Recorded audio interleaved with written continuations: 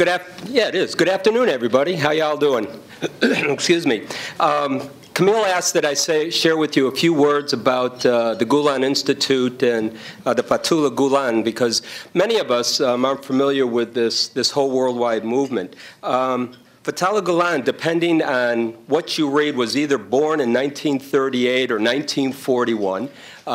He is still alive today. He lives in upstate New York. But he was born and raised in a small village in eastern Turkey.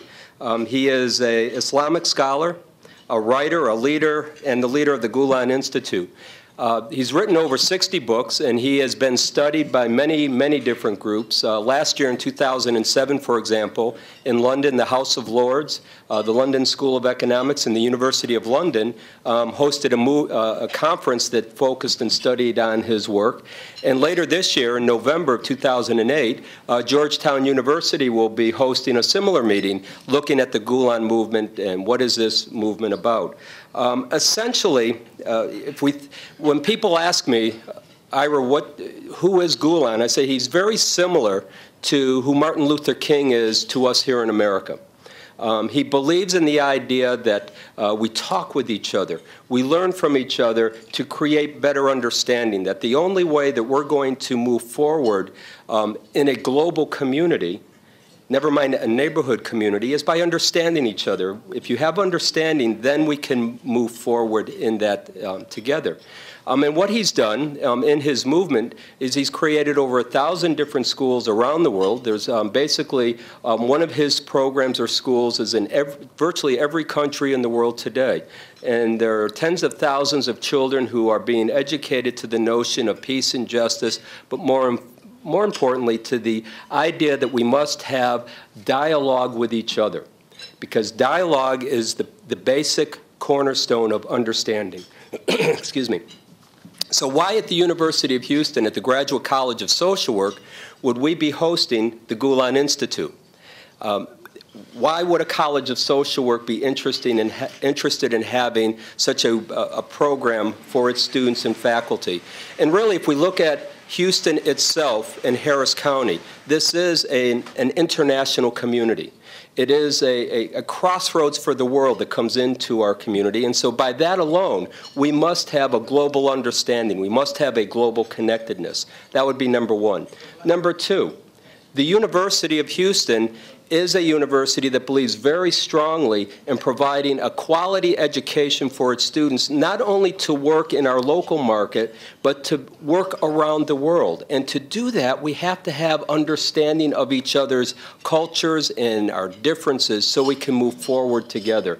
And so with that, we decided that we would partner with the Gulen movement, and we are now hosting the Gulen Institute in the college. What does that mean? Next month, 15 of our students will be traveling to Turkey, and they will spend a little more than 2 weeks in Turkey meeting with Turkish students, social workers, government and religious leaders to try to develop an understanding of Turkey. For me, when I was first approached by this, I immediately thought back to Homer in the Iliad, because that's where I was exposed to Turkey and the great battle of Troy.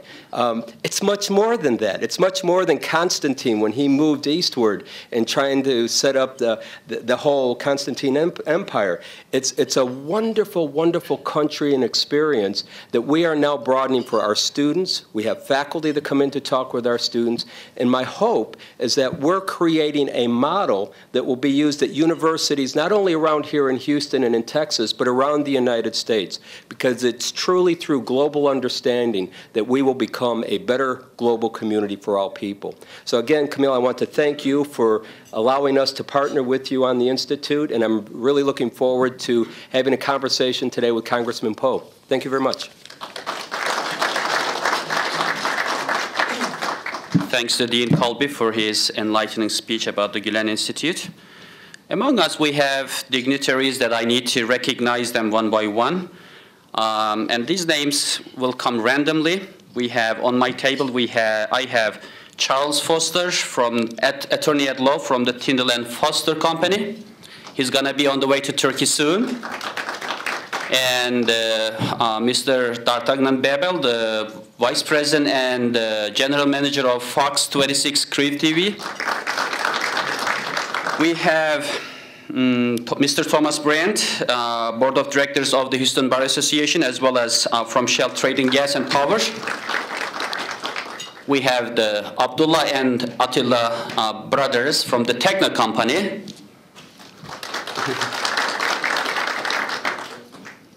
We have Shara Fryer, President of the World Council Affairs. We have Honorable Rainer Munzel, the Consul General of the Germany. We have Tsutomu Osawa from the Japanese Consul General. We have Linda Clark from Mayor's Office. She is the Director for Mayor's Special Education-Based Projects. We have 2 officers from the Houston Police Department, Kevin Gollier and Jay Cummings from the Dean of College from the Texas Southern University. He's going to be on the way to Turkey soon. Everybody's going to Turkey, except us. So we have Mr. Giovanni Garibay, the Governmental and Public Affairs of the Comcast Houston region. By the way, my Comcast is not working properly nowadays. We have Ron Cutlip, the Community Liaison Officer of Houston FBI. See how secure we are today again.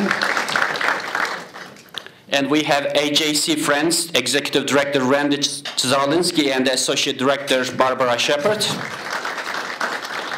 And also we have faculty from University of Houston, Graduate College of Social Work at University of Houston. Would you please? Okay, I believe that's all. Congressman Ted Poe is in his 2nd term as the United States Representative for Southeast Texas 2nd Congressional District. Congressman Poe has a distinguished career of public service to the Lone Star State. Congressman first made a name for himself in Texas as a straight-talking, no-nonsense chief felony prosecutor. As an assistant district attorney for 8 years, Poe tried hundreds of cases, even those seeking the death penalty, and never lost a jury trial. When Poe became one of the youngest judges in the state of Texas, serving as a Harris County Felony Court judge for 22 years. When Poe became a judge in 1981, he continued his dedication to justice and became one of the youngest judges in the state of Texas, serving as a Harris County Felony Court judge for 22 years. Elected 6 times to the bench in Houston, Texas, Judge Poe garnered national media attention for his poetic justice in sentencing criminals. Among his innovative punishments, Poe ordered thieves to carry signs in front of stores from which they stole. Required men abused their wives to publicly apologize on the steps of Houston City Hall. Commanded sex offenders to place warning signs on their home after serving jail time, and directed murderers to securely place a photo of their victims on the wall of their prison cells, creating a daily reminder of their crime. In 1999, Judge Poe helped craft pioneering state legislation allowing Texas judges to order public notice of a crime in probation cases. His public punishment approach has been showcased through media venues such as 60 Minutes, 20/20, Dateline, National Geographic, and Australian, German, French, Bulgarian, Japanese, and British newscasts. Congressman Poe appears regularly on Fox News Channel, MSNBC, CNN, and numerous local broadcasts as a political and legal analyst. Today, Congressman Poe takes his passionate, common sense, innovative approach to problems to Washington, D.C. He is in the following committees: House Committee on Foreign Affairs, Subcommittee on Terrorism, Non-Proliferation and Trade Subcommittee on Europe, House Committee on Transportation and Infrastructure, Subcommittee on Highways and Transit, Subcommittee on Aviation, Coast Guard and Maritime Transportation. He is on the following caucuses: Congressional Victims' Rights Caucus Founder Co-Chair, Immigration Reform Caucuses, Congressional Port Security Caucus, Congressional Pakistan Caucus, House Anti-Terrorism Caucus. Ladies and gentlemen, please join me to welcome Congressman Poe.